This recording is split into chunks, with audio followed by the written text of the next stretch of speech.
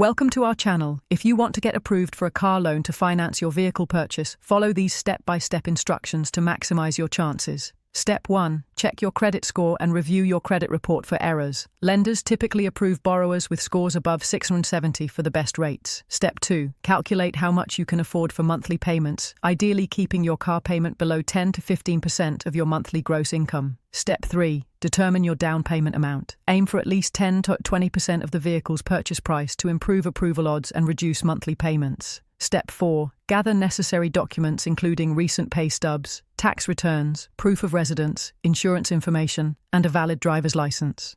Step 5. Shop for pre-approval from multiple lenders including banks, credit unions, and online lenders within a 14-day period to minimize credit score impact.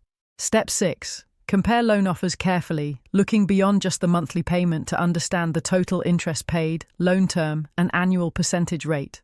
Step 7. Get dealer financing quotes as well, but bring your pre-approval letter to negotiate better terms and avoid being pressured into unfavorable deals.